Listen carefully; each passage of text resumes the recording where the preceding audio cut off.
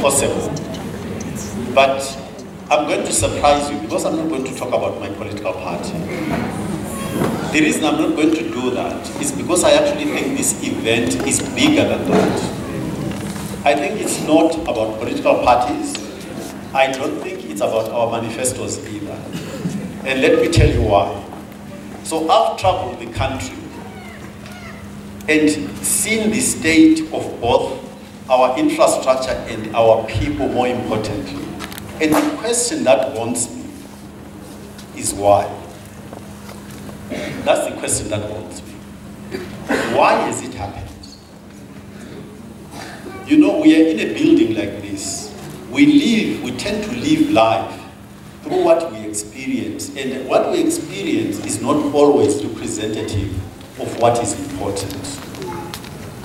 So in a building like this, you appreciate the walls and the roof because if it rains, when it's cold outside, that's what protects you. But for the walls and the roof to be in place, there is a foundation, which is not visible. You stand on it, you walk on it, you don't actually experience it, but you appreciate the wall and the roof. I think that something has happened to our country which is about the foundation, and it's not about what we are likely or inclined to appreciate, which is visible, which you can touch and smell. So the question I think we have to ask ourselves is, why has this happened? And further than that, we have to take personal responsibility for the answer. It's actually not about Zanu, to be honest with you. When I drive in town, I don't experience Zanu. I experience other Zimbabweans drive in a manner that I cannot explain. When I travel in the country, I see children who are living lives which don't make sense to me. I see young people who are on substance abuse because there are no jobs, but we as a society have created a problem. And I think all of us need to ask ourselves, what has gone wrong? What is my role in it? How am I going to fix it? Not somebody else. I think that the outcome of the election, what is necessary for this country, each of us individually know. And therefore it's not for me to preach to you. We know what is right. But why is it that we don't do it? As I've campaigned, I've challenged people. You know, it's fascinating. The way we behave every day, we will articulate that we don't like corruption, but the way we behave every day supports corruption. At our individual level.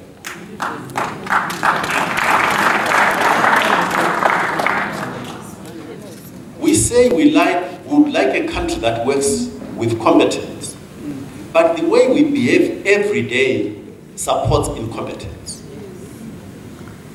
The way we behave every day does not support order. We like facilitation. We like to associate with VIPs. We want to wave that as a flag. To say, guess what? I know somebody who is big who can do things for me. A country doesn't work like that. If we want our country to work, we have to start with us. What country do I want? And what am I going to do about it? Not somebody else. Don't point a finger. Don't point at the people sitting here. These people are supposed to be your servants. You pay them. You're supposed to give them orders, not to look up to them. But do you know what you want? The experience I have as I've campaigned indicates that we are not prepared to take the responsibility of answering the question, what do I want? We want somebody else to come and tell us what they're going to do.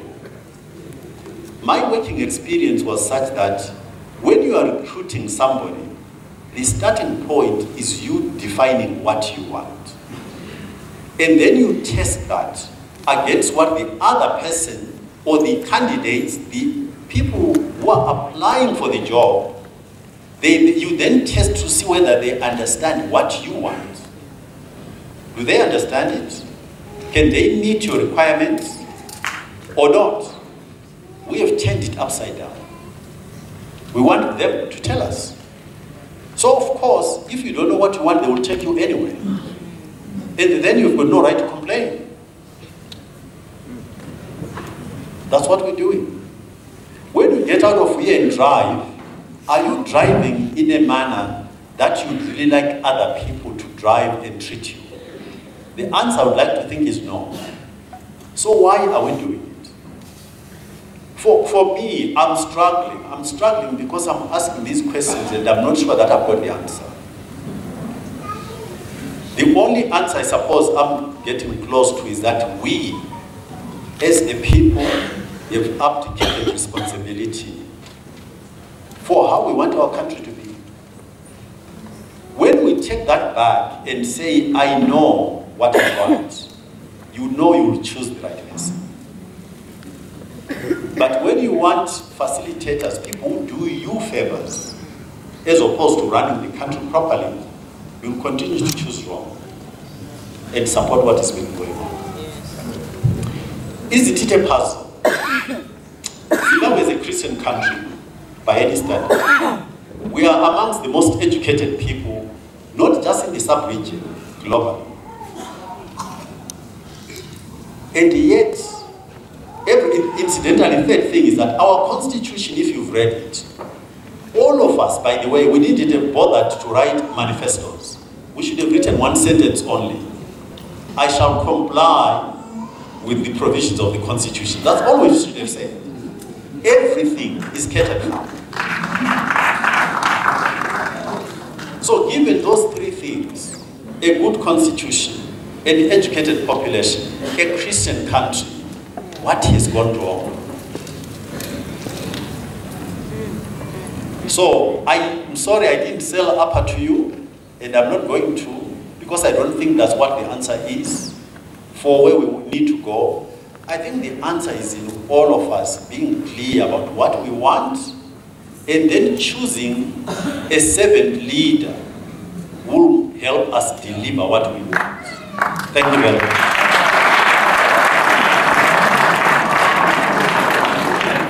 Well, thank you very much. What is your strategy for nation building and national healing? So my view is the following. We need a leader who is going to build an administration where every Zimbabwean will see themselves reflected in how that is constituted, so that they say, this is my government, it represents me, then they'll coalesce around it. That's where nation building is going to come from. When you've got an administration which you feel, when you look at it, does not look familiar to you, it's alien to you because there is nothing about it that talks to you, you are not going to coalesce around it. So the answer is very simple. We want competent people, but competency should not be an excuse for lack of inclusion. Inclusion is what's going to make people identify with the administration and say, it is my government. It is my government because I can see myself within it. And therefore, unity follows from that. For these and other stories, visit our website www.263chat.com. Follow us on Twitter @263chat and like our Facebook page 263chat.